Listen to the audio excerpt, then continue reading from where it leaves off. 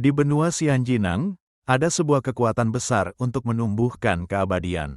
Seorang immortal mengatakan sesuatu ketika ia melakukan terobosan. Halo semua, aku adalah abu sampah. Aku telah menemukan versi baru yang tidak biasa dari kultivasi keabadian.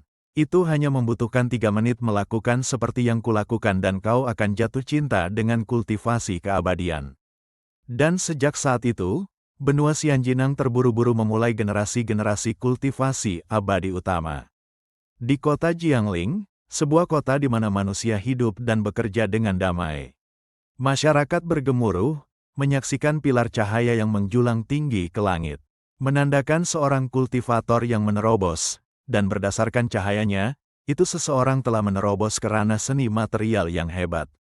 Sementara itu, MC kita kali ini, Yi Feng, seorang pelintas dari dunia lain, memandangi hal tersebut dengan perasaan iri dan berkata, sialan mana lagi yang menerobos. 5 tahun lalu, Yi Feng sedang bermain game simulasi kultivasi abadi, dan karena kematian mendadak, ia terbangun di sebuah dunia kultivasi. Meski awalnya ia terkejut, namun ia segera menenangkan diri karena berpikir dunia itu sekeren yang ia mainkan.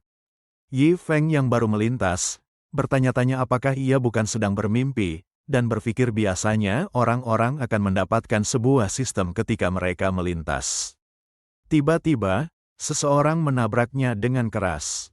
Seorang pria aneh memeluknya dengan erat dan berkata bahwa Yi Feng memanggilnya tepat waktu.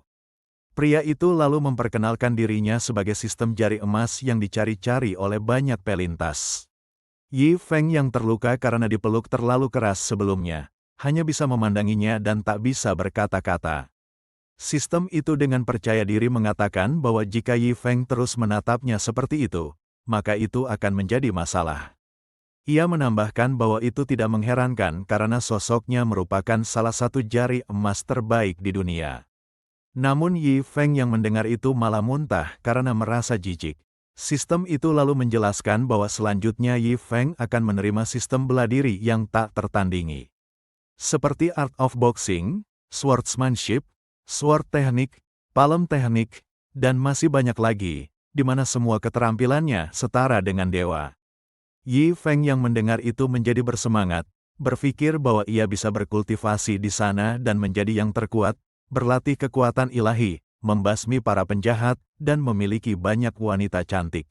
Sistem itu kembali menjelaskan bahwa singkatnya, ia akan membantu Yi Feng meningkatkan semua kemampuannya ke level maksimal.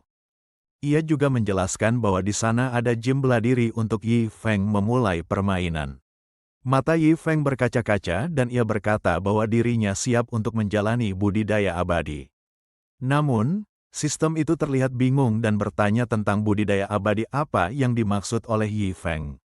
Sistem menjelaskan bahwa untuk melakukan budidaya, Yi Feng haruslah memiliki akar spiritual. Sistem itu lalu pergi begitu saja, mengatakan bahwa itu bukanlah tanggung jawabnya. Yi Feng yang mendengar itu mengalami shock berat, membatu dan tidak bisa berkata-kata, memikirkan masa depan yang ia bayangkan sebelumnya runtuh karena fakta ia tidak memiliki akar spiritual. Saat Yi Feng mencoba untuk mengukurnya lagi di suatu tempat di sana, hasilnya tetap menunjukkan bahwa Yi Feng tidak memiliki akar spiritual. Tukang ukur itu sendiri terlihat sangat terkejut, mendapati untuk pertama kalinya melihat seseorang tanpa akar spiritual. Dan dengan berat hati mengatakan kepada Yi Feng bahwa kultivasi abadi bukanlah jalannya. Yi Feng yang mendengar itu semakin terpuruk, memikirkan bagaimana ia akan menjalani kehidupannya mulai sekarang. Dalam 5 tahun terakhir sejak saat itu, Yi Feng berulang kali melakukan pengukuran, namun hasilnya tetap menunjukkan bahwa ia tidak memiliki akar spiritual. Di dunia ini, seni bela diri dibagi ke dalam beberapa tingkatan, seperti bela diri praktisi, bela diri master, bela diri grandmaster, bela diri tua, bela diri raja, bela diri kaisar, bela diri surgawi, bela diri malaikat, dan bela diri tertinggi. Pada akhirnya, Yi Feng memilih menyerah dan menerima takdirnya, berpikir bahwa ia tak harus hidup untuk menaklukkan dunia dan sebagainya. Meski demikian, ia sedikit merenungi nasibnya dan berpikir, sepertinya ia hanya bisa melakukan pekerjaan biasa di dunia itu untuk bertahan hidup. Tiba-tiba, seorang gadis kecil mendekatinya dengan terkesan. Yi Feng menyadari bahwa mereka adalah seorang pembudidaya berdasarkan aura yang mereka pancarkan. Ternyata, gadis kecil itu terkesan oleh tumpukan buku yang ada di sana karena ia tidak pernah melihatnya. Yi Feng yang berpikir bahwa pembudidaya itu kaya, mendekati mereka dengan penuh karisma dan bertanya apakah ada yang bisa ia bantu. Sepertinya, Yi Feng adalah penjual dari buku-buku tersebut. Gadis cantik itu dalam benaknya, mengakui bahwa Yi Feng memiliki penampilan yang menarik, sayangnya ia hanyalah orang biasa. Ia lalu mengajak gadis kecil itu, Luoli, untuk segera pergi. Yi Feng yang tak ingin membiarkan kesempatan mendapatkan uangnya pergi begitu saja. Mencoba merayu Luoli dengan memujinya dan menawarkan buku seni bela diri yang ia gambar dengan diskon 50%. Luoli yang luluh dengan kata-kata Yi Feng memilih buku, Pukulan Cipeti, Master Ma, untuk ia beli. Namun, kakak seniornya menarik Luoli untuk pergi dari sana dan mengatakan bahwa lebih baik menghabiskan uang di tempat lain yang berguna. Luoli yang sudah terpincut oleh kata-kata Yi Feng sebelumnya, merengek untuk minta dibelikan buku yang ia mau. Kakaknya seniornya tetap menolak karena mereka sekarang sedang dalam situasi kritis di puncak gerbang kastil. Luoli tetap meronta-ronta dan berkata bahwa ia tidak peduli dan tetap ingin membeli buku itu. Kakak seniornya yang marah berteriak, berkata bahwa mereka berdua seorang pembudidaya abadi, jadi untuk apa membeli buku dari gambaran seorang manusia biasa. Yi Feng yang mendengar itu terlihat kesal, namun ia tidak berani bertindak karena berpikir dirinya hanyalah manusia biasa. Tiba-tiba, tubuh Luoli membesar dengan otot-otot kuat di setiap inci tubuhnya, dan sekali lagi ia mengatakan bahwa dirinya menginginkan buku itu. Kakak seniornya yang melihat itu, terpaksa menuruti keinginannya dan membelikan buku itu untuknya. Sementara Yi Feng terlihat terkejut dengan pembayaran yang ia terima. Ternyata, Yi Feng sangat kesal lantaran buku yang ia jual seharga 10 emas namun mereka hanya membayarnya dengan 1 koin emas. Yi Feng yang melihat mereka pergi mengumpatnya dan mengatakan untuk mereka agar tidak kembali lagi atau ia akan meledakkan pantatnya. Setelah meninggalkan kota Jiangping, Luoli mengatakan kepada kakaknya bahwa buku itu sangat indah dan ia tak pernah melihat sesuatu sepertinya. Jadi ia mengajak kakaknya untuk melihat buku itu bersama-sama. Gadis itu yang tidak bisa menolak permintaan adiknya terpaksa menurutinya untuk melihat buku itu bersama. Saat pertama kali ia membuka buku itu, ia terlihat meremehkan isi dari buku tersebut, tapi tiba-tiba, energi yang begitu besar mulai terpancar dari buku tersebut. Ia merasakan perasaan yang luar biasa dari buku itu, perasaan yang hanya dapat dirasakan oleh seorang pembudidaya. Hal itu membuatnya merasa penuh akan energi bela diri dan pada akhirnya melakukan sebuah terobosan. Setelah berhasil melakukan terobosan, gadis itu terlihat terengah-engah sembari berpikir bahwa ia sudah berusaha keras untuk melakukan penerobosan sebelumnya, namun upayanya sia-sia. Dan sekarang, dengan hanya membaca 1 halaman dari buku itu, ia berhasil menerobos kerana bela diri master dengan begitu hebat. Luoli yang terlihat khawatir menghampirinya dan menanyakan keadaannya. Sementara gadis itu terkejut saat melihat ternyata Luoli juga sudah melakukan terobosan berkat buku itu. Ia lalu terfikir tentang penjual buku tersebut, berpikir bahwa ia mungkin berada di ranah yang sangat tinggi, jadi ia harus segera melaporkan kejadian ini kepada masternya. Sementara itu, di tempat lain, Lu Wingsan, kepala gerbang puncak kastil, yang sepertinya master 2 gadis yang sebelumnya, terlihat sedang bertarung dengan monster. Saat ia akan membunuh monster tersebut, monster itu sudah tercabik terlebih dahulu oleh sebuah serangan yang mendahuluinya. Tiba-tiba, seseorang memanggil namanya dan berkata bahwa ia telah membunuh monster tersebut. Ia juga mengucapkan terima kasih atas kerja keras gerbang puncak kastil, sehingga kini ia dapat selangkah lebih maju darinya. Lu Wingsan terlihat marah dan berkata bahwa gerbang puncak kastil sudah lama memburu monster itu karena banyaknya korban dari mereka. Ia lalu bertanya di mana etika bela diri orang itu dengan datang ke sana untuk mengambil monster tersebut. Ternyata, orang itu adalah Ning Xuanwu, leluhur sekte Xuanwu. Ia membalas perkataan Lu Wingsan dengan percaya diri, bahwa jika Lu Wingsan ingin berkelahi maka majulah. ia tak keberatan memberikannya kematian. Namun, Lu Wingsan mengetahui bahwa musuhnya berada di ranah bela diri raja, yang dimana itu lebih tinggi dari ranahnya. Jadi ia tidak bisa bertindak dengan gegabah. Ning Xuanwu dengan percaya diri mengatakan, bahwa dalam pertarungan kematian 3 hari yang akan datang, jika Lu Wingsan dapat menghajarnya, maka ia akan membiarkannya pergi. Ia menambahkan dengan mengejek, bahwa rasanya menyedihkan karena gerbang puncak kastil pada akhirnya akan ditelan oleh sektenya. Tiba-tiba, Xin berpindah kepada seorang wanita yang berkata, itu akan selesai kecuali kau meminta bantuan yang besar. Sepertinya, wanita itu sedang mengadakan pertunjukan yang menceritakan perselisihan antara kedua sekte tersebut. Yi Feng yang juga terlihat ada di sana memberikan komentarnya untuk lanjut ke cerita selanjutnya karena itu kurang menggairahkan. Cerita kembali berpindah dengan memperlihatkan dua orang yang sepertinya murid, sedang berlatih namun bertanya-tanya, apa gunanya mereka latihan sekarang jika pertarungan sudah di depan mata. Master mereka juga sudah berlatih keras dan sepertinya akan melakukan terobosan sebelum pertarungan dimulai. Salah satu murid yang lain kemudian menyuruh mereka untuk diam, karena ia sudah lama bersama masternya, ia mengetahui bahwa masternya sangat gigih di situasi yang genting. Sementara itu, master mereka terlihat sedang berdiam diri di suatu ruangan. Ia berpikir bahwa semakin sulit situasi yang dihadapi, maka akan semakin kuat pula tekadnya. Namun nyatanya, ia sangat gelisah, berpikir bagaimana caranya mengalahkan Ning Xuanwu yang berada di ranah bela diri raja. Ia sudah berlatih bertahun-tahun namun belum membuat terobosan. Jadi ia berpikir pasti akan kalah. Di tengah keputusasaannya itu, tiba-tiba, seorang murid yang menyebut dirinya Lan Xue memanggilnya karena ia memiliki sebuah pertanyaan. Lu Wingsan yang mendengar itu meminta muridnya untuk masuk ke sana. Ternyata, itu adalah gadis yang sebelumnya. Ia datang untuk memberikan buku yang ia beli sebelumnya kepada masternya dan menjelaskan kepada masternya tentang apa yang terjadi sebelumnya. Lu Wingsan bertanya untuk memastikan, seorang abadi. Lan Xue menjawab dengan gugup bahwa itu benar, dan mungkin ia adalah seorang master yang tidak ada tandingannya di dunia ini. Lu Wingsan yang mendengar itu menjawab dengan marah, omong kosong. Ia memarahi Lan Xue selaku murid utama sektenya karena bukannya fokus membuat terobosan.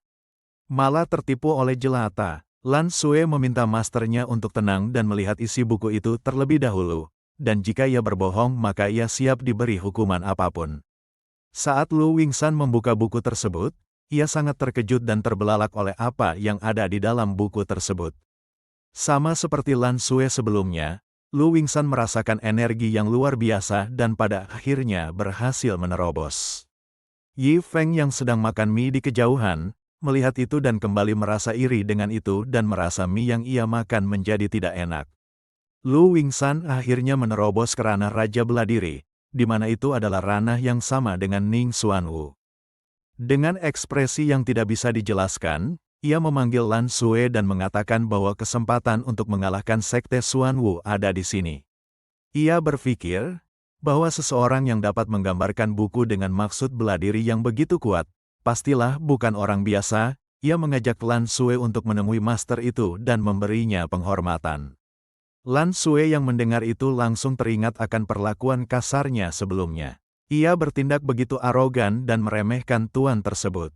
Ia takut jika tuan tersebut marah, ia tidak bisa membayangkan konsekuensinya. Sementara itu, Yi Feng yang berada di tempat lain dengan wajah seriusnya berkata bahwa inilah waktunya. Ternyata, itu adalah waktu baginya untuk memakan daging setelah sekian lama. Dalam benaknya, bahwa metode latihan abadi tidak populer di sana, dan ia berhasil menjualnya kepada dua pembudidaya yang ia anggap bodoh karena membelinya bukunya dengan koin emas untuk ia belikan setengah kilo daging. Tak jauh dari sana, orang-orang terlihat sedang mengejar anjing liar yang mencuri daging milik mereka. Dalam benaknya, anjing itu berpikir bahwa berani sekali manusia rendahan itu mengejarnya, mereka seharusnya bersyukur karena ia memakan daging mereka. Ternyata, anjing itu adalah pangeran klan serigala di dunia iblis dan ia seharusnya berada di ranah jiwa bela diri. Namun, karena pengkhianat rekan sesamanya, kekuatan spiritualnya hampir habis dan menjadikannya begitu lemah. Anjing itu berpapasan dengan Yi Feng yang sedang memanggang daging. Ia berpikir bahwa manusia belaka berani menghalanginya. Walaupun kekuatan telah menurun drastis, anjing itu percaya diri bisa membunuh manusia biasa. Ia lalu melompat dan menerjang ke arah Yi Feng. Namun, Yi Feng segera menyadari sergapan anjing tersebut dan menangkap kepalanya dengan mudah. Ia bertanya-tanya sejak kapan anjing bodoh itu datang ke kota Jiangping.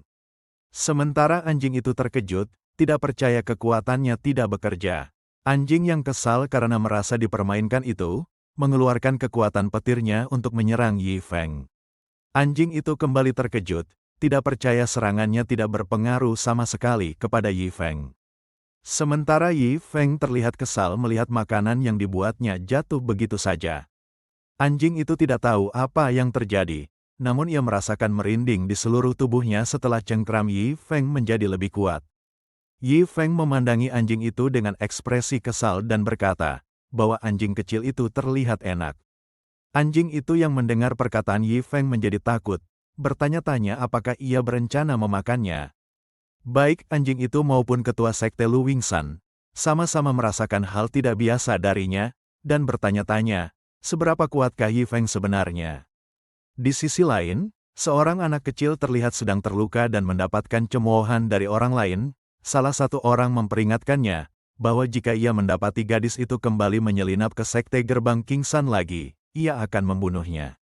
Yang lainnya menyuruhnya untuk mengaca, ia bahkan tidak memiliki akar spiritual dan ia mau menjadi pembudidaya. Anak kecil itu tertunduk di tanah, mengatakan bahwa dirinya, Zongking, hanyalah seorang pecundang yang tak bisa mengubah nasibnya. Ia berteriak meminta maaf kepada pamannya. Yi Feng yang ternyata berada di sana, salah mengira anak itu menginginkan dagingnya, jadi ia mengatakan bahwa jika anak itu menginginkannya, maka ia harus membayar.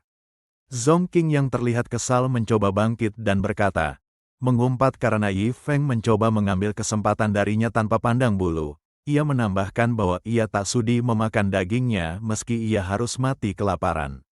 Namun, aroma daging yang Yi Feng buat begitu menggodanya. Ia tidak bisa menahan diri dan langsung mengambil daging itu dan memakannya, sembari tetap bergumam bahwa ia tidak menyukai dagingnya. Yi Feng yang melihat itu menyayangkan daging yang susah payah ia panggang dirampok oleh Zongking. Setelah itu, Yi Feng dengan wajah datar bertanya apakah Zongking diusir dari sekte Kingsan. Zongking sembari mengunyah daging di mulutnya, menjawab bahwa itu benar. Yi Feng sembari memanggang dagingnya lagi menyayangkan pilihan gadis itu. Karena dengan wajah dan rambutnya, ia seharusnya bisa menjadi idol daripada pembudidaya. Yi Feng merasa gadis itu memiliki kisah yang sama dengannya. Karena merasa kasihan dengan anak itu yang tidak memiliki tujuan dan karena ia juga kekurangan orang, Yi Feng memberikannya kunci ke aula bela dirinya dan memintanya untuk mengikutinya. Yi Feng meninggalkannya dan berkata bahwa ia akan membeli beberapa bumbu, jadi ia meminta anak itu untuk kembali lebih dulu dan menjaga rumah. Zongking yang mendengar itu berteriak bahwa ia belum menyetujuinya, tapi Yi Feng mengabaikannya. Anak itu dengan wajah malu-malu bingung kenapa Yi Feng mengatakan itu. Tapi, ia merasa lebih baik jika memiliki pekerjaan dan orang tuanya akan merasa lebih lega. Setengah jam kemudian, Lan Sue dan Lu Wingshan mendatangi kediaman Yi Feng dan bertanya apakah ia ada di sana. Mereka melihat beberapa patung dan lukisan aneh di dalam kediaman Yi Feng. Mereka sangat terkejut saat mengetahui semua itu penuh dengan kekuatan yang sangat kuat. Seni-seni itu berisi kata-kata seperti, aku akan membawamu untuk bertarung, jangan bertarung sarungku telah berpindah, dan masih banyak lagi. Meskipun Lu Wingshan tidak mengerti sepatah kata pun, tapi ia bisa merasakan dengan sangat dalam bahwa itu adalah karya seni yang luar biasa.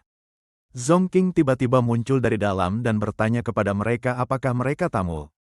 Mereka berdua segera meminta maaf dan memperkenalkan diri bahwa mereka dari sekte Kingsan. Zongking yang salah paham terkejut, berpikir mereka datang ke sana karena ia menyelinap ke sana sebelumnya. Zongking segera bersujud meminta maaf karena ia menyelinap sebelumnya. Ia berjanji tidak akan melakukannya lagi, jadi ia meminta agar mereka tidak membuatnya menjadi makanan anjing karena ia sangat kurus. Lan Sue dan Lu Wingshan yang terkejut dengan apa yang terjadi dan meminta Zongking untuk berdiri. Tapi saat Lan Sui ingin membantunya berdiri, Lu Wingsan menahannya dan berkata bahwa ajaran Buddha melakukan itu sebagai tes untuk penganutnya apakah mereka memiliki hati yang bersih atau tidak. Keduanya kini menjadi salah paham. Lan Sui berpikir jadi itu berarti kemungkinan mereka sedang diuji. Mereka lalu melihat apa yang dibawa oleh Zongking. Saat mereka melihat Zongking membawa kemoceng yang biasanya digunakan untuk menghilangkan debu. Menghilang debu berarti menghilangkan pikiran, dan saat mereka hanya membuang pikiran yang mengganggu, maka ujiannya akan lulus. Lu Wingsan berpikir dengan begitu bersemangat bahwa itu adalah ujian yang diberikan oleh Yi Feng, jadi mereka harus menunjukkan ketulusannya. Padahal itu semua hanyalah kesalahpahaman dan imajinasi mereka belaka. Zongking yang melihat situasi absurd tersebut terlihat bingung tidak mengerti dengan apa yang terjadi. Lu Wingsan dan Lan Sui dengan penuh semangat mengambil alat pembersih di sana, untuk membersihkan semua debu dan membuang semua pikiran kotor. Zongking yang tercengang berteriak bahwa mereka tidak perlu melakukannya karena itu pekerjaannya. Ia juga bertanya apakah mereka benar-benar berasal dari Sekte Kingsan. Ia juga menegaskan bahwa dirinya adalah seorang laki-laki. Malam harinya, Yi Feng yang sudah kembali memaafkan Lan Sui karena perilaku sebelumnya dan ia sadar untuk membayar kekurangannya dengan datang ke sana. Yi Feng lalu menawarkan agar mereka tinggal di sana untuk malam ini. Lan Sui bertanya kepada masternya, apakah ia bisa melihat ranah kekuatan orang tersebut. Namun masternya menjawab bahwa ia tidak dapat melihatnya dan meyakini bahwa kekuatannya tidak terduga. Sementara itu, Yi Feng yang berada di dapur, sembari memegang anjing sebelumnya ia berkata kepada Zongking bahwa malam ini mereka akan makan hotpot daging anjing. Mereka memperhatikan bagaimana Yi Feng memasak, berkomentar bahwa teknik pisaunya terlihat biasa, namun sebenarnya membuat bahan yang digunakan seperti terlahir kembali. Lu Wingsan terkejut dan berkeringat dingin saat melihat hewan yang ditangkap Yi Feng sebelumnya. Ia mengenali itu sebagai monster langka, Sky Devouring Demon Wolf. Lan Sui yang mendengar itu bertanya, apakah maksud masternya Yi Feng akan menggunakan serigala itu untuk bahan makanan?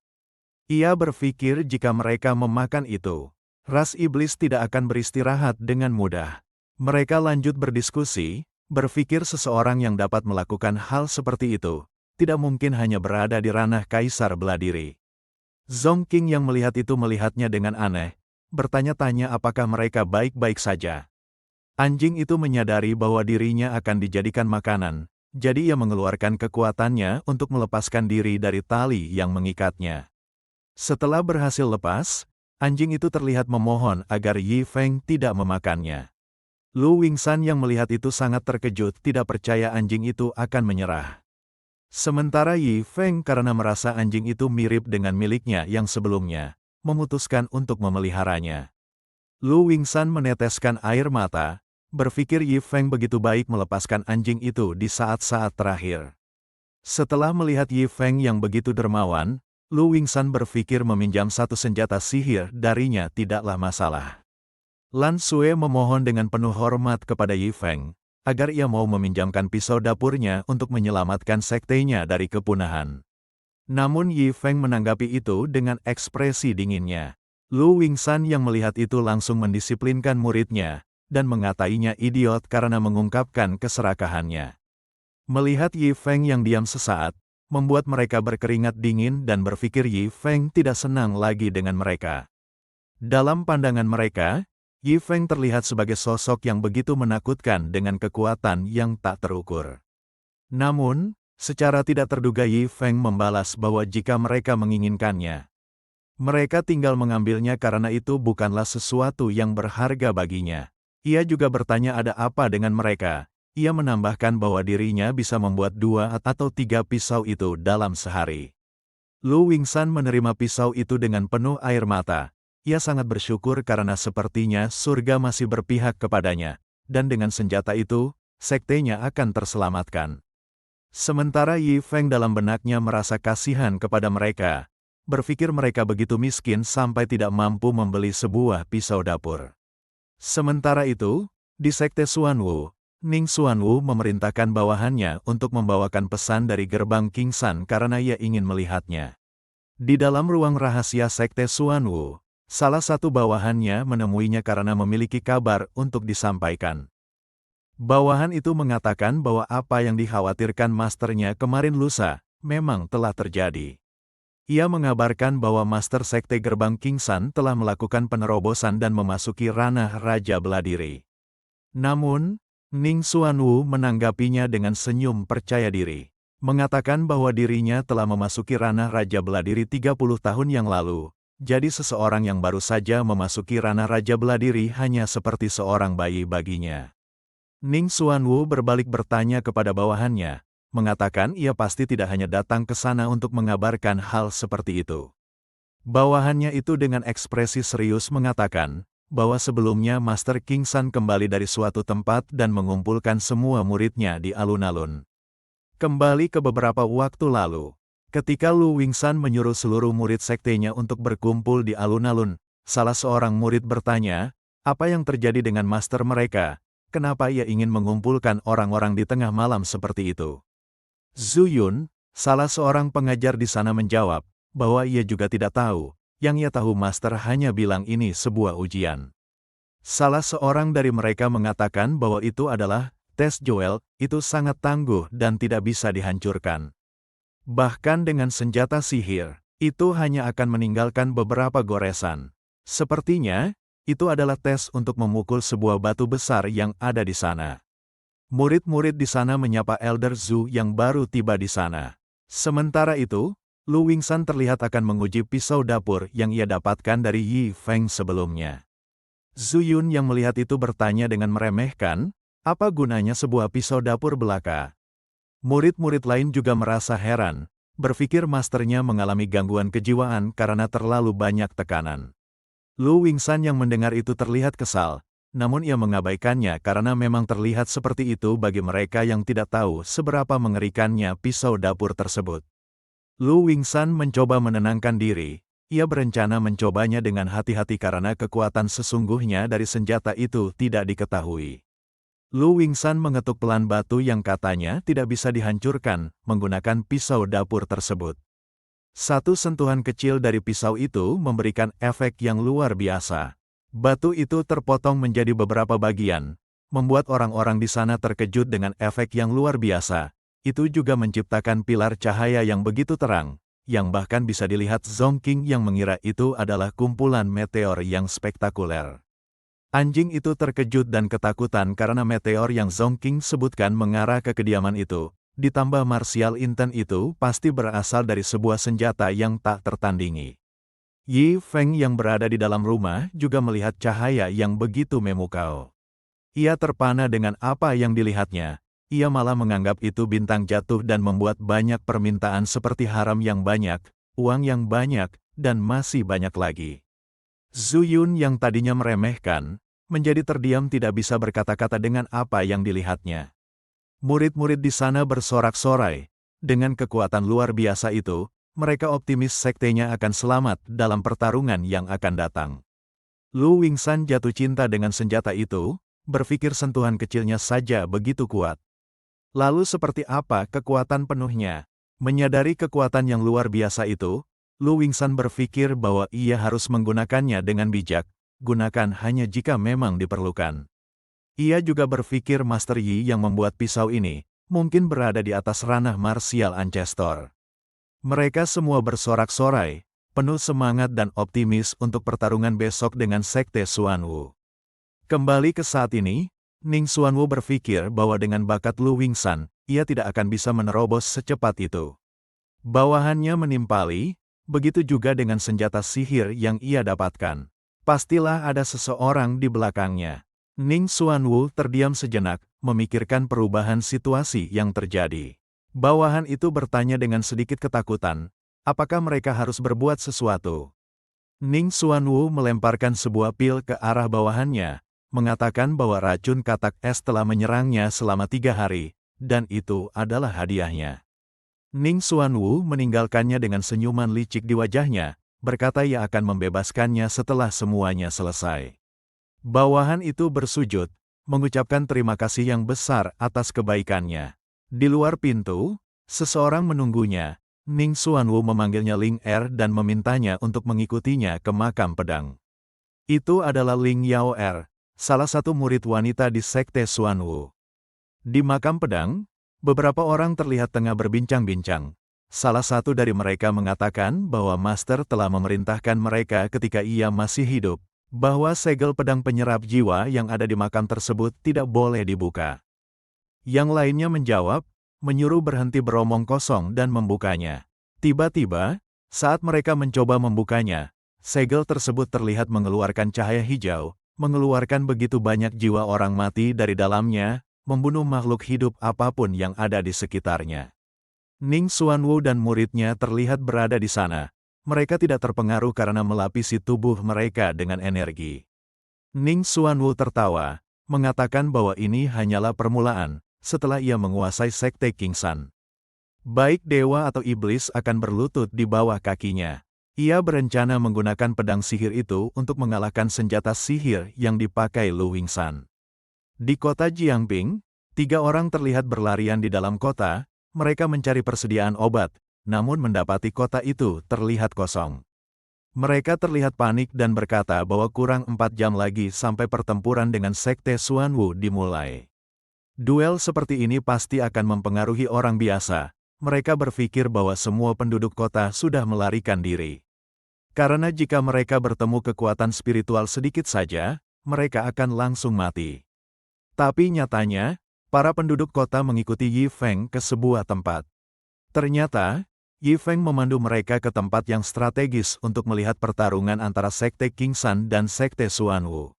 Yi Feng melihat itu sebagai kesempatan menjalankan sebuah bisnis, karena banyak orang ingin menyaksikan pertempurannya dan juga tempat itu merupakan tempat tertinggi di sana.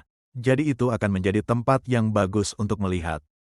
Yi Feng menjalankan bisnisnya dengan menyewakan sebuah teropong seharga 1 koin emas bagi yang ingin melihat pertarungan dengan jelas. Di medan pertempuran, baik Lu Wingshan maupun Ning Xuanwu terlihat sudah hadir di sana, menandakan pertarungan akan segera dimulai.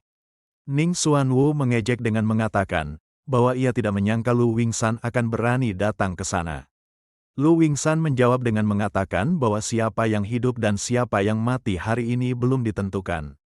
Keduanya memulai bergerak, menandakan pertarungan telah dimulai.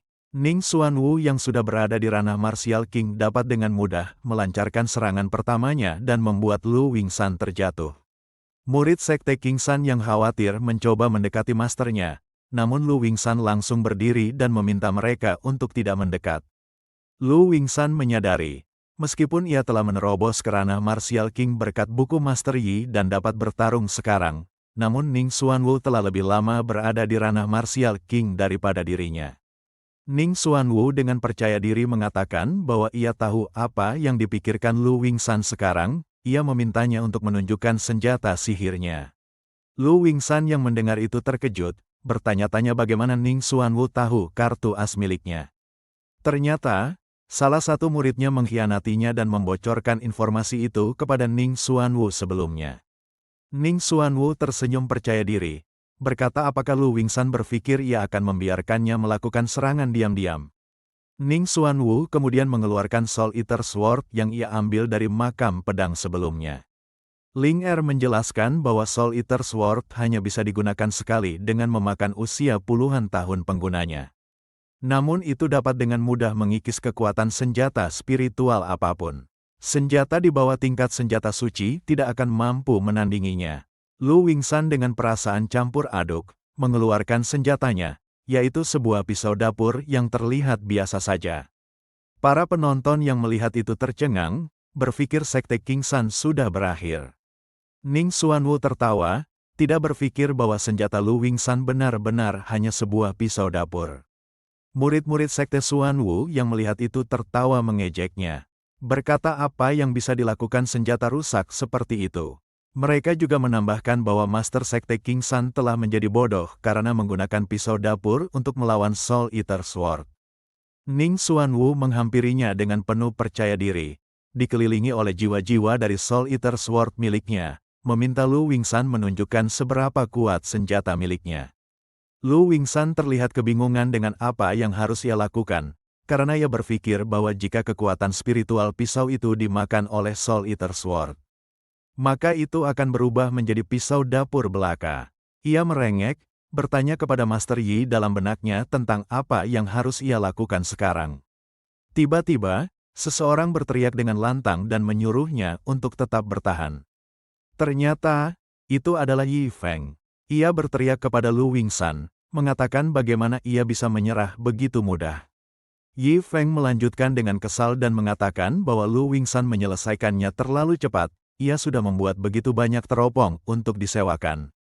Dan keuntungannya bergantung pada pertarungannya. Namun, meskipun Yi Feng berteriak begitu lantang, ia sebenarnya tidak tahu apa yang terjadi di bawah, siapa yang bertarung di bawah, dan bagaimana situasinya. Itu semua murni untuk keuntungan bisnisnya. Lu Wingshan yang mendengar itu terkejut saat melihat ke arah suara tersebut. Ia melihat Master Yi berada di ketinggian bersama banyak orang di belakangnya. Lu Wingshan salah paham dengan berpikir bahwa Master Yi datang ke sana dengan banyak orang untuk mendukungnya. Padahal itu semua hanya untuk menghasilkan uang. Lu Wingshan dengan kesalahpahamannya, menjadi bersemangat setelah mendengar kata-kata Yi Feng. Ia lalu mengayunkan pisau itu setelah menyingkirkan keraguannya sebelumnya. Melancarkan serangan yang begitu kuat dan membuat orang-orang sekte Xuanwu berlarian ketakutan dan beberapa orang membantu master sektenya. Zhu Yun yang melihat itu menjadi kesal dan menyuruh murid-murid sekte Kingshan untuk mengejar mereka dan membunuhnya. Namun Lu Wingshan menghentikan mereka dan meminta mereka untuk tidak mengejarnya. Lan Sui yang melihat itu bertanya-tanya kenapa mereka tidak mengejarnya. Padahal itu adalah kesempatan yang bagus untuk memusnahkan sekte Xuanwu. Lu Wingshan meminta Lan Sui untuk melihat ke atas. Ia menjelaskan bahwa Master Yi melihatnya. Jadi ia berpikir bahwa jika mereka melanjutkan pertarungan, Master Yi tidak akan senang. Lu Wingshan dengan pemikirannya, bertanya kepada Lan Sui mengapa Master Yi yang tidak peduli mengenai ketenaran dan kekayaan, meminjaminya artefak seperti itu. Ia berpikir bahwa Master Yi tidak menginginkan kehancuran pihak manapun. Lan Sui menjawab bahwa yang diinginkan Master Yi adalah keseimbangan.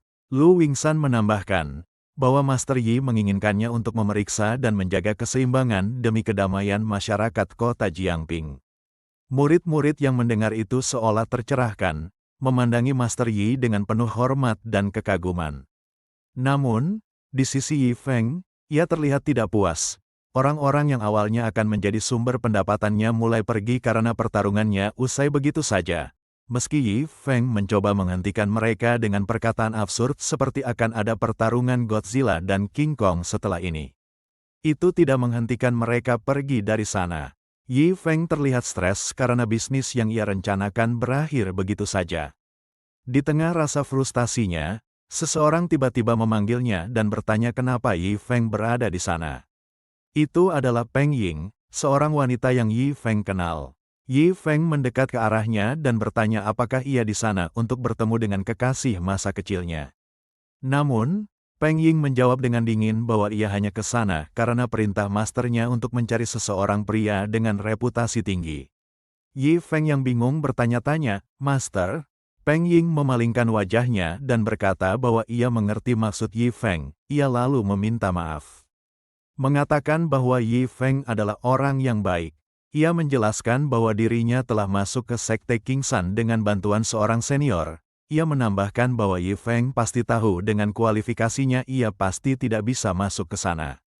Peng Ying menambahkan bahwa itu adalah impiannya sejak kecil, jadi ia berjanji pada senior yang membantunya. Bahwa ia tidak akan berhubungan dengan pria lain di masa depan. Yi Feng hanya memandanginya dengan ekspresi seolah kecewa. Peng Ying pergi dari sana dan mengucapkan selamat tinggal kepadanya. Ia juga berharap mereka tidak saling bertemu di masa depan. Ternyata, senior yang Peng Ying maksud adalah pengkhianat sekte Kingshan. Ia bertanya apakah Peng Ying menemukan seseorang di atas, namun Peng Ying menjawab bahwa hanya mortal di sana. Pengkhianat itu terlihat kesal dan cemburu karena Peng Ying menemui laki-laki lain padahal ia sudah berjanji sebelumnya. Peng Ying mencoba menjelaskan bahwa pria itu adalah pemilik aula marsial murah yang ia kenal. Peng Ying memeluk lengan pengkhianat itu sembari mencoba menjelaskan bahwa pria itu hanya menulis buku rahasia martial art yang jelek dan tidak masuk akal, jadi ia tidak bisa dibandingkan dengannya. Peng Ying mencoba meyakinkannya bahwa ia adalah satu-satunya orang di hatinya. Namun ternyata, pengkhianat itu peduli kepadanya karena hanya tertarik dengan penampilannya yang bagus. Dalam benaknya, pengkhianat itu merasa kesal karena campur tangan master yang membantu Lu Wingshan, Ning Xuanwu dikalahkan dengan mudah. Ia berkeringat dingin, berpikir bahwa ia harus melakukan sesuatu secepatnya, atau saat master Ning Xuanwu sembuh, ia pasti akan marah kepadanya. Tiba-tiba, pengkhianat itu teringat bahwa Lan Xue membeli buku martial art dari aula martial art tertentu di kota Jiangping, dan hal itu yang membuat Lu Wingshan menerobos. Pengkhianat itu kemudian bertanya kepada Peng Ying untuk memastikannya. Peng Ying menjawab bahwa memang pria itu pemilik aula martial art dan hobinya menulis buku martial art. Pengkhianat itu segera pergi setelah memastikan hal tersebut. Ia berencana untuk menggunakan informasi ini untuk meredam kemarahan Sekte Xuanwu kepadanya. Dan jika benar pemilik aula martial art itu seorang master, ia hanya perlu menonton Sekte Xuanwu bertarung dengannya. Di Sekte Xuanwu, Ning Xuanwu yang kehilangan tangannya karena pertarungan sebelumnya, memarahi Yu Wuji yang datang ke sana sebelum menemukan apapun. Ternyata, itu adalah nama dari pengkhianat tersebut. Yu Wuji meminta maaf dan mencoba menjelaskan bahwa ia baru saja mengetahui informasi dari Peng Ying bahwa Lu Wingshan mendapatkan pisau itu dari seorang master di kota Jiangping. Ia menambahkan bahwa master itu memiliki aula martial art di sana, dan meskipun informasi lain belum ditemukan, ia yakin jika master sekte mencarinya, ia pasti akan menemukannya. Ning Xuanwu menanggapi dengan ekspresi kesal, mengatakan bahwa jika memang ada master di Jiangping sebelumnya, bagaimana Yi Wuji belum mengetahuinya? Ning Xuanwu sangat ingin mengetahui master mana yang membantu Lu Wingshan. Ling Er mengajukan diri untuk menyelidiki masalah ini, namun Ning Xuanwu menolaknya karena ia memiliki rencana tersendiri. Ning Xuanwu lalu memerintahkan salah satu muridnya, Wu Chen, untuk menyelidiki masalah ini. Wu Chen menjawab itu dengan percaya diri, meminta masternya untuk menyerahkan masalah itu kepadanya. Sementara itu, di aula martial art Yi Feng, Zhong Qing mencoba memanggil Yi Feng. Ia berpikir bahwa wanita sebelumnya, Peng Ying, begitu menyakitinya, sehingga membuatnya tidak keluar kamar selama 3 hari. Saat Zhong Qing masuk ke kamar Yi Feng, ia terkejut karena melihat kondisi kamar Yi Feng yang begitu berantakan. Zhong Qing berpikir bahwa Yi Feng benar-benar tergila-gila dengan wanita itu, sehingga hal itu membuatnya sangat bersedih. Zhong Qing mencoba mendekatinya, ia tidak berencana membiarkan penyelamatnya tenggelam dalam kesedihan. Berkata bahwa ia mungkin bisa membantunya. Namun, Zhong Qing terkejut saat melihat Yi Feng yang tidak kelihatan bersedih. Ternyata, Yi Feng sedang memanggang barbek untuk Zhong Qing dan bertanya kenapa Zhong Qing malah ingin membantunya. Tapi Zhong Qing masih berpikir bahwa Yi Feng pasti sangat bersedih, namun ia tidak ingin menunjukkannya. Zhong Qing memberanikan diri untuk bertanya bagaimana dengan cinta Yi Feng. Namun Yi Feng menjawab dengan santai bahwa Peng Ying hanyalah kekasih masa kecilnya. Ia menambahkan bahwa wanita hanya akan mempengaruhi kecepatannya dalam menghasilkan uang, juga kecepatannya dalam memanggang daging. Zhong Qing yang mendengar itu hanya terdiam tidak bisa berkata-kata. Setelah itu, Yi Feng memberikannya buku dan memintanya untuk menjualnya. Karena ia ingin mengganti pengangkutan bulan depan, jadi itu tergantung pada Zhong Qing.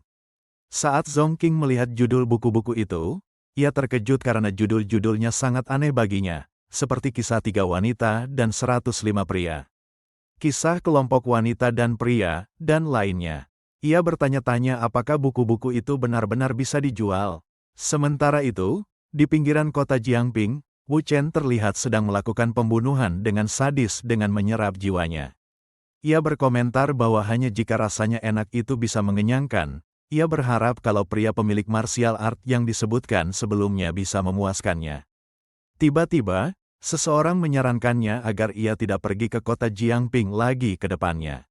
Seorang pria tua berkata bahwa ia sedang dalam perjalanan ke kota Jiangping untuk menemui kenalannya. Dan ia tidak mengizinkannya mengacau. Wu Chen yang mendengar itu, membalas dengan sombong dan kesal dan meminta Pak Tua itu untuk tidak bercanda dengannya. Pak Tua itu yang terlihat kesal, mengayunkan tangannya untuk menyerang Wu Chen.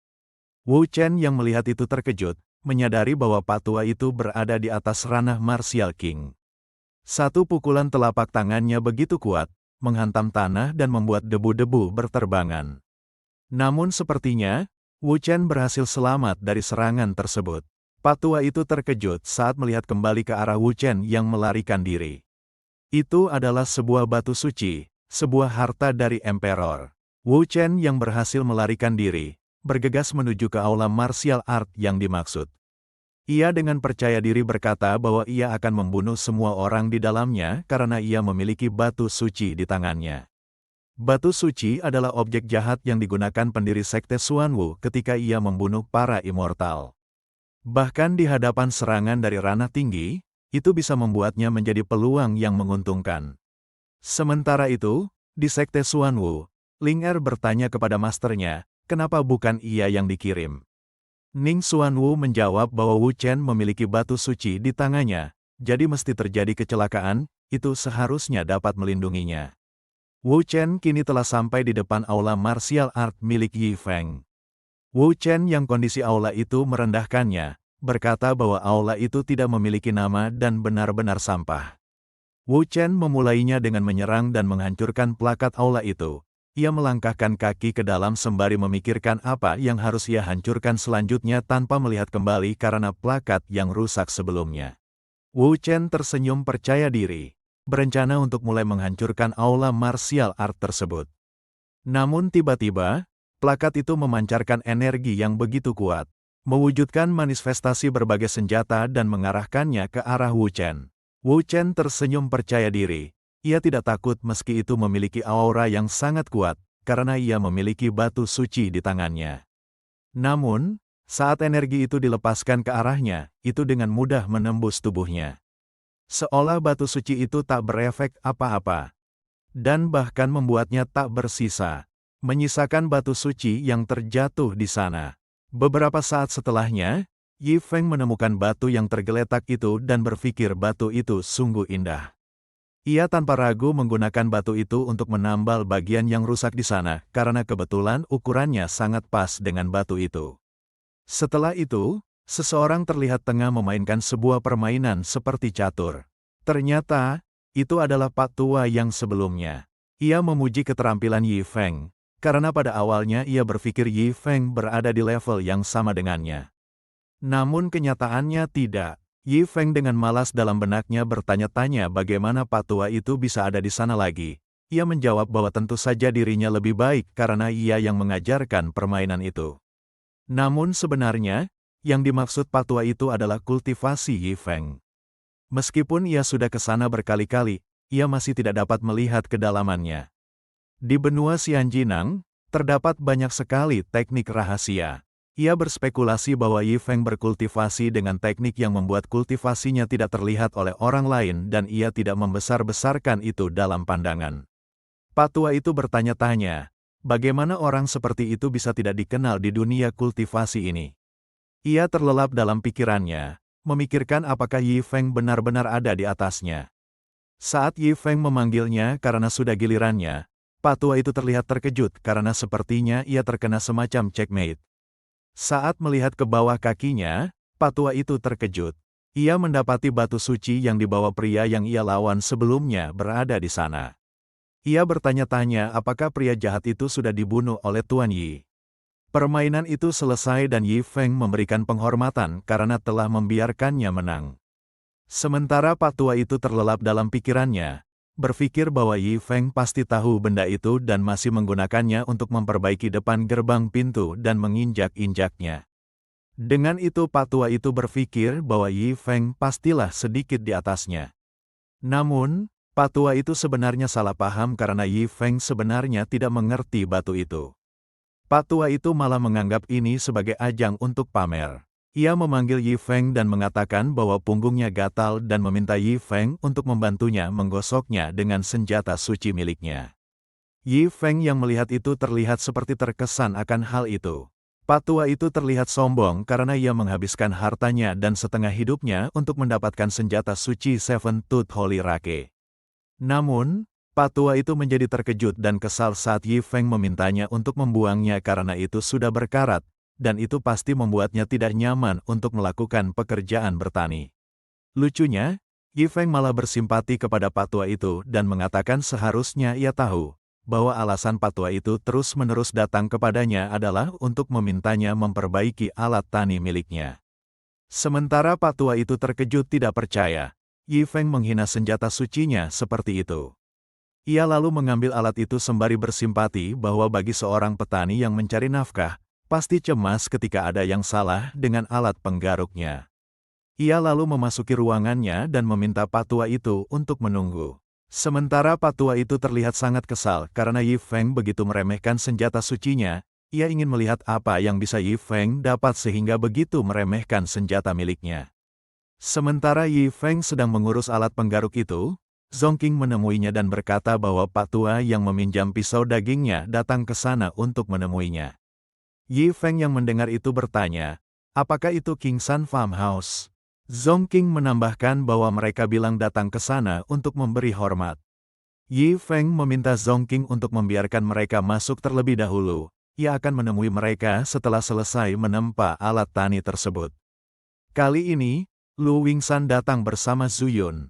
Zuyun yang melihat tempat itu bertanya, apakah benar ada master yang tinggal di tempat lusuh seperti itu? Lu Wingsan menjawab dengan menyuruhnya untuk diam dan menyingkirkan wataknya di depan ahli.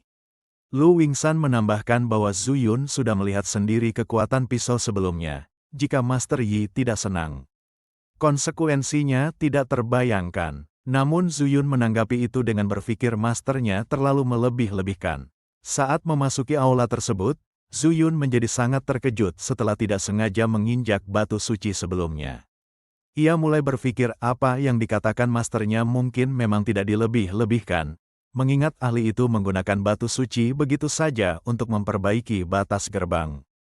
Sementara ia terfokus pada batu itu, masternya sudah masuk ke dalam aula itu. Zuyun mengatakan bahwa ia merasa ada yang tidak beres dengan pemilik aula itu. Jadi ia menyarankan mereka untuk pergi dari sana. Namun Lu Wingsan menyuruhnya berhenti beromong kosong dan buka matanya lebar-lebar untuk melihat apa yang ada di depan mereka. Mereka ternyata melihat seekor naga yang tercipta saat Yi Feng sedang menempa senjata suci milik Pak Tua sebelumnya. Lu Wingsan meminta Zuyun untuk tidak panik karena itu adegan kecil bagi Master Yi, meskipun ia sendiri yang terlihat lebih panik. Zuyun tidak percaya dengan apa yang dilihatnya, berpikir apakah matanya sudah buta. Di depannya adalah senjata suci Seven Tooth Holy Rake, sebuah senjata yang dikatakan dalam legenda digunakan oleh Nine Heaven Profound Goddess untuk membasmi iblis di Sengjing. Zuyun benar-benar tidak percaya senjata itu ada di depannya sekarang. Lu Wingsan menegaskan bahwa itu bukanlah senjata palsu, melainkan Seven Tooth Holy Rake yang asli. Mereka lalu melihat Pak Tua sebelumnya memancarkan aura yang sama dengan Holy Rake itu, yang berarti ia adalah pemiliknya, dan orang yang menggunakan senjata suci dari zaman kuno setidaknya berada di ranah Martial Emperor. Mereka sedikit mengenali orang itu, berkata bahwa ia mirip dengan Madman yang membantai 6 kota Xianjiang, namun ia telah menghilang 30 tahun lamanya. Pak Tua itu terlihat kesal dan memanggil mereka yang melihatinya dari jauh. Tiba-tiba dipanggil seperti itu, membuat mereka berdua ketakutan dan berkeringat dingin. Namun, Pak Tua itu dengan ramah bertanya apakah mereka ke sana untuk bertemu saudara Yi. Ia mengajak mereka untuk ke sana dan minum teh bersamanya. Lu Wingsan setuju dan mendekat ke sana, sementara Zuyun terkejut masternya setuju dengan ajakan itu. Zuyun yang sudah terlihat kelelahan meminta masternya untuk mengembalikan pisau itu dan bergegas pergi dari sana.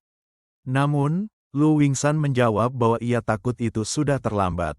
Tiba-tiba, energi yang begitu kuat terpancar dari tempat Yi Feng menempa. Membuat Lu Wingsan berpikir itu bukan waktu yang tepat untuk mengembalikan pisaunya. Dan dengan satu pukulan terakhir, penempaan ulang senjata suci itu akhirnya selesai. Kini, senjata itu terlihat lebih berkilau dari sebelumnya dan Yi Feng puas dengan itu. Mereka berdua yang melihat itu tercengang. Lu Wingsan tidak percaya Master Yi dapat memulihkan senjata semi-holy menjadi sebuah senjata true holy, sembari Zuyun menambahkan bahwa dengan senjata holy seseorang bisa menaklukkan dunia. Zuyun dengan panik bertanya kepada masternya, siapakah ahli itu sebenarnya? kenapa ia berjalan ke arah sana dan apa yang harus mereka lakukan. Lu Wingsan menyuruhnya untuk tenang dan melihat Pak Tua sebelumnya.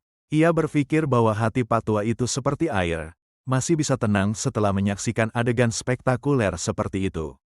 Namun sebenarnya, Pak itu berkeringat dingin, tidak percaya Yi Feng benar-benar menempa ulang dan memulihkan senjata suci miliknya.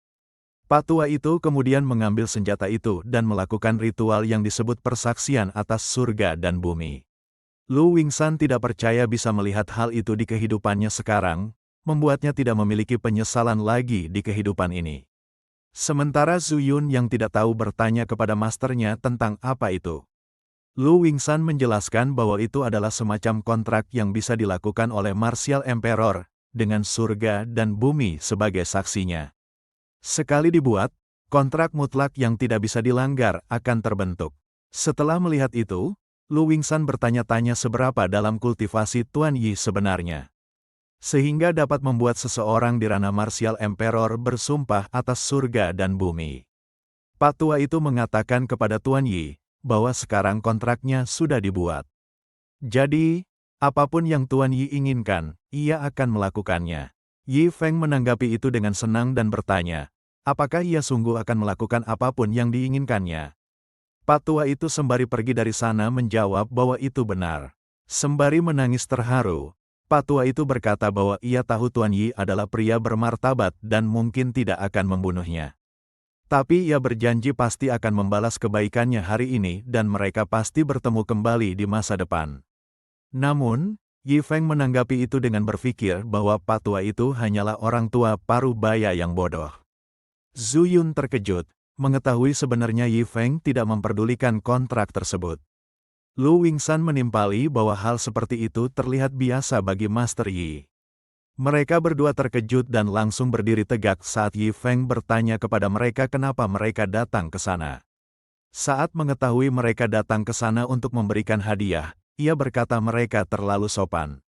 Namun, saat Yi Feng menerima hadiahnya, ia terlihat menyukai bola kaca tersebut.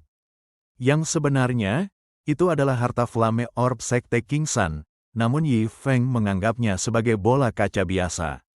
Yi Feng terlihat menyukainya karena itu terasa hangat, ia berpikir itu bermanfaat untuk menjadi penghangat ketika musim dingin. Mereka berdua senang jika Master Yi menyukainya, meskipun itu tidak sesuai harapannya.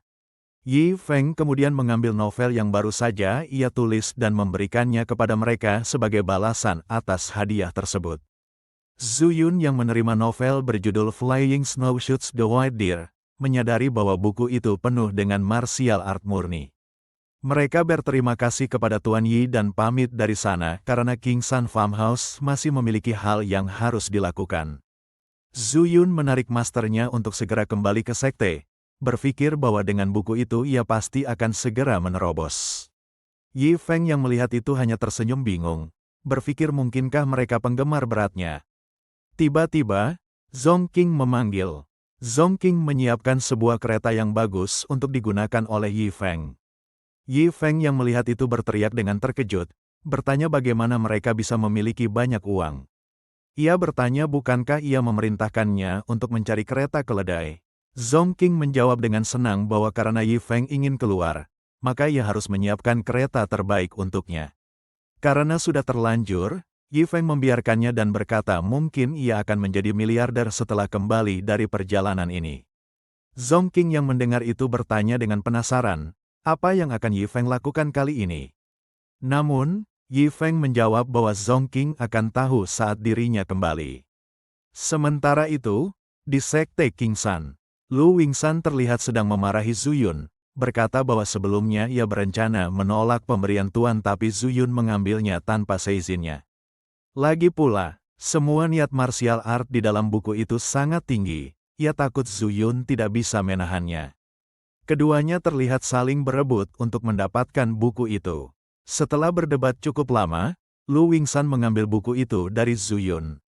Lu Wingsan menjelaskan bahwa kota Jiangping dulunya merupakan tempat di mana keluarga immortal berlatih. Fakta itu sudah cukup untuk mengatakan bahwa itu bukanlah kota biasa. Zhu Yun yang mendengar itu bertanya, apa hubungannya itu dengan Tuan Yi? Lu Wingshan berpikir bahwa Tuan Yi mungkin sedang berada dalam permainan besar selanjutnya.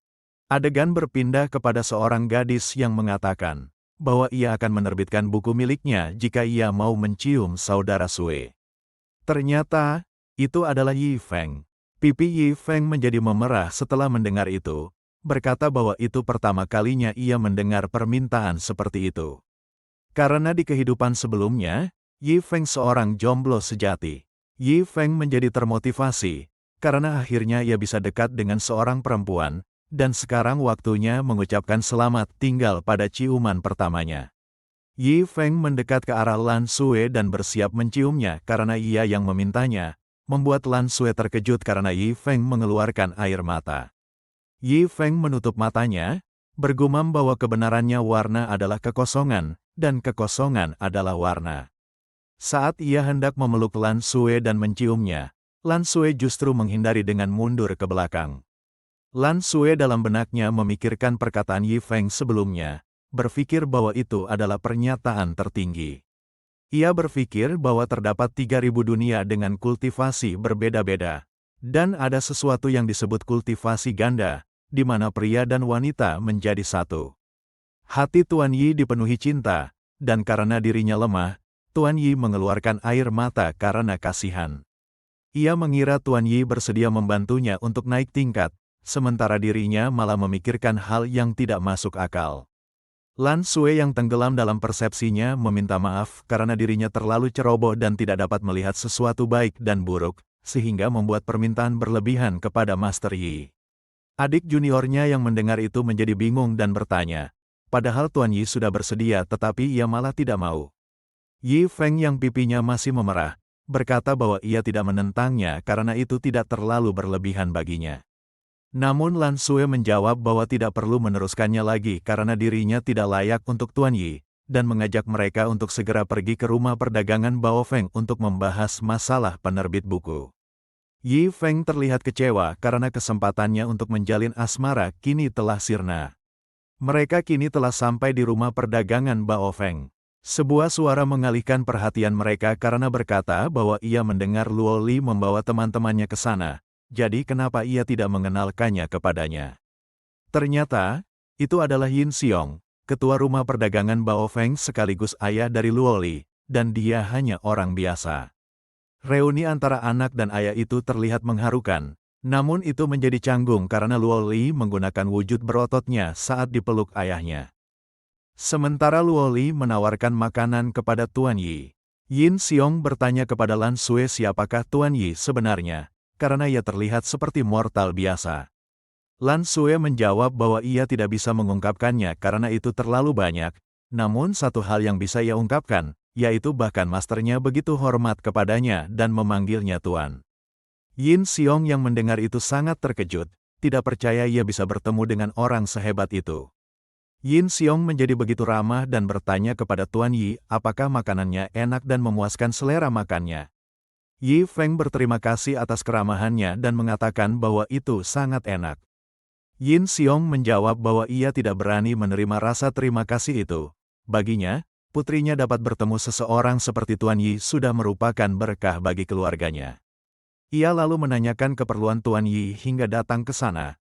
Setelah mengetahui niatan Tuan Yi, ia tanpa ragu langsung mengumumkan kepada pelayannya bahwa mulai sekarang, rumah perdagangan Baofeng akan melakukan yang terbaik untuk menerbitkan buku Tuan Yi. Yi Feng yang mendengar itu terlihat sangat senang dengan hal tersebut. Namun, pelayannya menjawab bahwa rumah mereka berfokus pada hal-hal yang lain, dan jika mereka menghalangi itu dengan menerbitkan buku, ia takut rumah perdagangannya akan kalah saing dengan rumah perdagangan Jiangping. Namun Yin Xiong malah menendangnya, bertanya apakah ia sudah berani menentangnya. Yi Feng yang melihat itu berkata bahwa Yin Xiong tidak perlu sampai seperti itu, karena ini adalah bisnis rumah perdagangannya. Namun, Yin Xiong tetap menjawabnya dengan ramah dan menyuruh Tuan Yi untuk tidak khawatir. Ia menjelaskan bahwa sebenarnya rumah perdagangannya sudah bersiap membuka pasar budaya, dan kebetulan Tuan Yi membawa buku ke sana, jadi ia berpikir bahwa itu adalah kesempatan yang bagus. Luo Li yang mendengar itu terlihat tidak percaya. Karena perkataan ayahnya seperti dibuat-buat. Karena Yin Xiong bersikeras untuk itu, Yi Feng hanya bisa menerimanya dan mengucapkan terima kasih kepadanya. Beberapa hari kemudian, berkat kerja keras rumah perdagangan Baofeng, buku milik Yi Feng yang berjudul Harta Karun yang Tertinggi dan Peri Zixia, kini telah diterbitkan di kota Jiangping. Cinta, kebencian, dan permusuhan dua protagonis membuat orang-orang penasaran dan edisi pertama buku itu langsung habis terjual. Bahkan peminat buku itu sudah menyebar keluar kota Jiangping. Lan Xue merupakan salah satu peminat dari buku itu. Ia begitu menghayati kata-kata yang ada di dalam buku itu. Lan Xue terkejut saat ia sedang terlelap membaca buku itu karena Zhu Yun tiba-tiba menghampirinya. Ia bertanya tentang apa yang terjadi pada sekte saat dirinya pergi. Ia melihat hampir semua murid bermalas-malasan. Lan Xue sembari mengusap air mata dan menyodorkan buku itu menjawab, bahwa itu mungkin karena buku milik Tuan Yi. Hampir seluruh orang di kota Jiangping memiliki buku itu. Bagaimana seseorang bisa fokus latihan ketika mereka dibuat mabuk oleh buku itu? Zhu Yun yang mendengar bahwa itu buku Tuan Yi, langsung membawanya pergi dengan ekspresi ceria dan berkata bahwa ia akan pergi 2 hari dan menyerahkan sekte kepada Lan Xue. Lan Xue yang melihat itu terlihat bingung, padahal Zhu Yun baru saja kembali. Kepopuleran dari buku ini mengakibatkan suatu fenomena aneh yang belum pernah terjadi di kota Jiangping. Orang-orang di sepanjang jalan sibuk membicarakan isi dari buku tersebut. Membuat mereka semua tergila-gila dengan mempraktikkan dan mengulangi kata-kata yang ada di dalam buku tersebut. Sementara itu, Yu Wuji si pengkhianat terlihat tengah berada di kerumunan itu. Ia dan rekannya membicarakan penduduk kota Jiangping yang terlihat konyol dengan semua kegaduhan tersebut. Rekannya mengatakan bahwa mereka telah lama mencari, namun belum menemukan jejak Wu Chen sama sekali. Ia takut itu hanya membuang-buang waktu mereka dan bertanya kenapa Yu Wuji tidak menerima kenyataan saja. Yu Wuji menjawab bahwa ia takut patua itu memiliki rencana lain untuk mereka. Sementara itu, di rumah perdagangan Jiangping, para staf di sana terlihat sedang mendiskusikan tentang buku yang dijual oleh rumah perdagangan Baofeng baru-baru ini.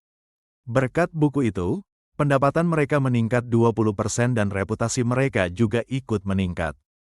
Salah satu staf mengatakan, bahwa jika mereka tidak menemukan cara untuk mengatasinya, ia takut gelar rumah perdagangan kelas pertama akan jatuh ke tangan mereka.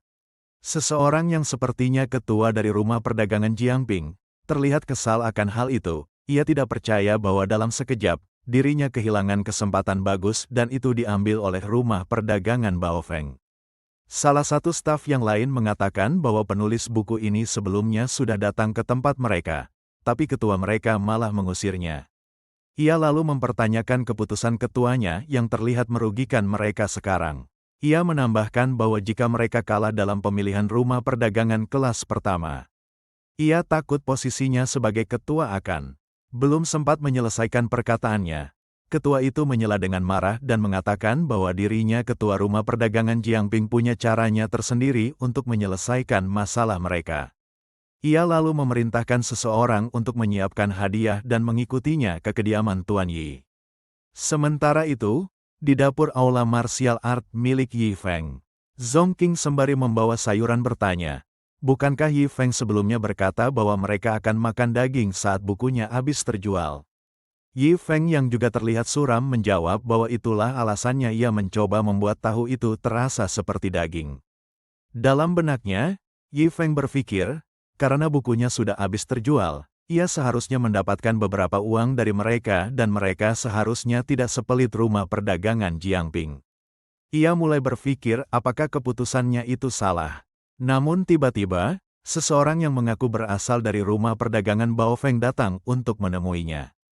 Ekspresi Yi Feng langsung berubah menjadi positif. Ia mengatakan kepada Zongqing bahwa yang dimaksud memasak itu tidak bergantung pada bahan-bahannya, melainkan pada idenya. Yi Feng menyambutnya dengan begitu ceria. Ia berkata bahwa mereka datang tepat waktu karena ia baru saja ingin memasak. Mata Yi Feng berkaca-kaca, sembari mengayun-ayunkan pisau di tangannya, ia menunggu dengan harap mereka membawa banyak uang untuknya. Namun, utusan itu malah salah paham dan berpikir Tuan Yi menyalahkannya karena datang terlambat. Ia segera membungkuk dan meminta maaf.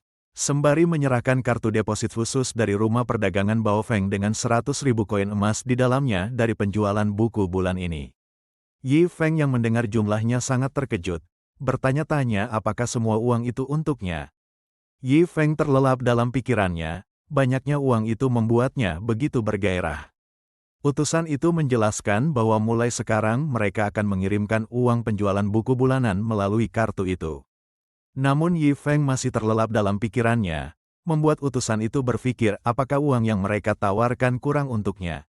Setelah itu, utusan itu pamit undur diri dari sana sembari berpikir untuk melaporkan sifat Tuan Yi yang ia salah pahami kepada ketua mereka. Yi Feng sangat bahagia setelah menerima uang itu. Ia bahkan mencium Zongqing dan anjing itu karena kegembiraannya. Ia tidak percaya akhirnya dirinya menjadi orang kaya, mendapatkan 100.000 koin emas hanya dari 1 bulan penjualan buku. Ia kemudian melakukan berbagai pose untuk mengungkapkan kegembiraannya, membayangkan apa yang akan ia lakukan dengan uang tersebut. Namun, di waktu yang bersamaan, ketua rumah perdagangan Jiangping sudah berdiri di depan itu, dan situasi itu membuat mereka canggung.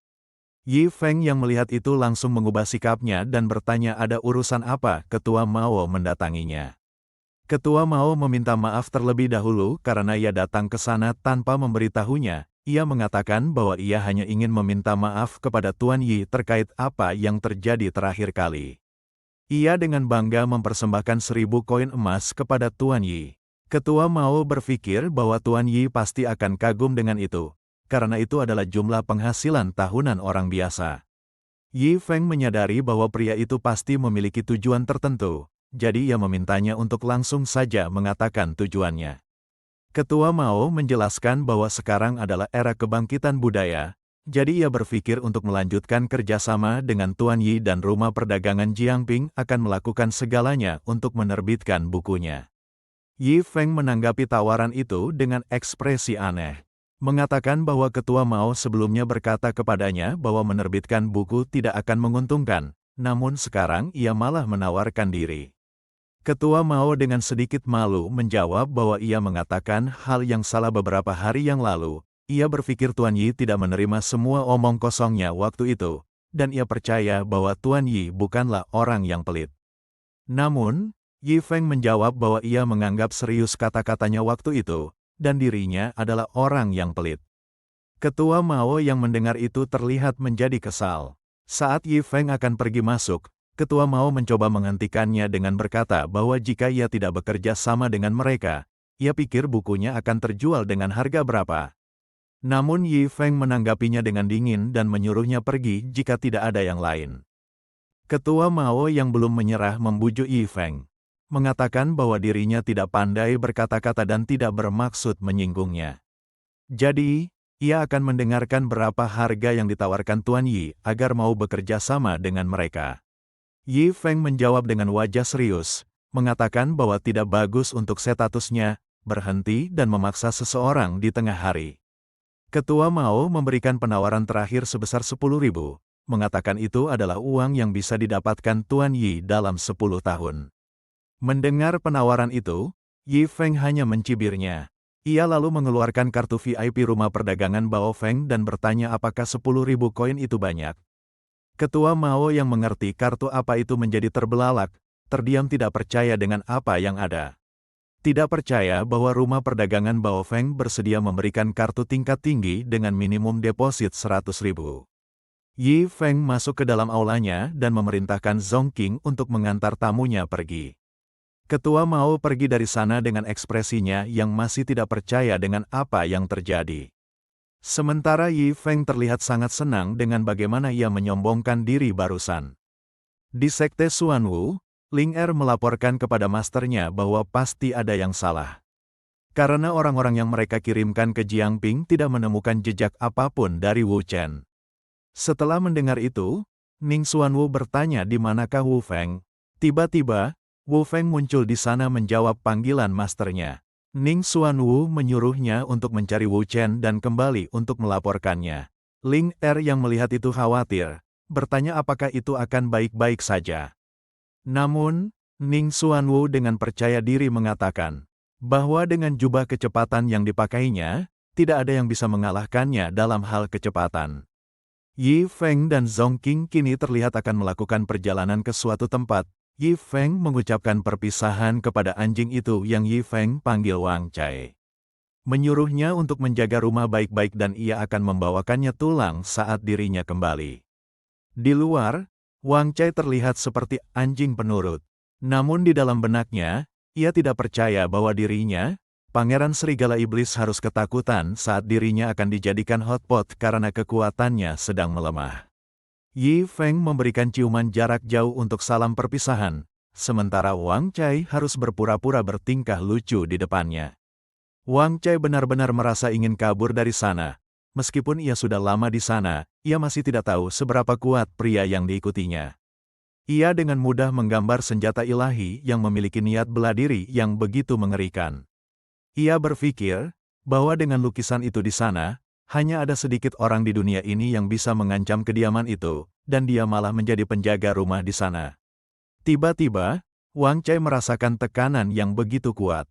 Ternyata, itu adalah Wu Feng yang sudah tiba di sana. Di depan ia berdiri, ada seorang pria tua penjual permen yang bergerak dengan lambat. Hal itu membuatnya kesal dan menghancurkannya. Ini merupakan aula martial art terakhir di kota Jiangping, dan ia merasakan jejak saudaranya di sana. Wu Feng bertanya-tanya, apakah Wu Chen benar-benar mati di aula martial art itu? Dari petunjuk yang ia temukan, ia menyimpulkan bahwa orang yang mereka cari tinggal di sana. Jadi ia harus menghancurkan tempat itu dan membunuhnya. Wang Cai yang melihat itu menjadi ketakutan, berpikir dirinya yang sekarang tidak bisa mengalahkannya. Tiba-tiba, lukisan-lukisan yang ada di sana memancarkan energi yang begitu kuat, memanifestasikan tangan untuk menyerang penyusup itu. Wu Feng tidak berdaya di hadapan kekuatan yang begitu luar biasa, ia menerima serangan itu dengan telak. Menyisakan sebagian kecil tulang dan sobekan kecil jubah kecepatan yang dipakainya. Wang Cai yang melihat itu terkejut, tidak percaya dengan apa yang dilihatnya. Hal itu membuat matanya terbuka lebar, berpikir bela diri dan kultivasi Yi Feng telah mencapai ranah dewa bela diri. Dengan kesalahpahamannya, Wang Cai berpikir bahwa Yi Feng sengaja membiarkannya di sana untuk memulihkan lukanya dengan niat bela diri yang ada di sana, dan menggunakan penghinaan untuk memurnikan pikirannya. Wang Cai menjadi begitu termotivasi untuk menjadi anjing yang sebenarnya. Ia berpikir bahwa niat Yi Feng adalah untuk mengujinya. Jika ia tidak bisa menjadi anjing, maka bagaimana ia akan menjadi raja? Wang Cai kini sepenuhnya mendalami perannya sebagai anjing, menganggap itu adalah kesempatan terbaik dalam hidupnya. Sekian untuk cerita kali ini. Silahkan tinggalkan saran atau kritik di komentar. Like jika suka, dan follow untuk update cerita lainnya. Terima kasih.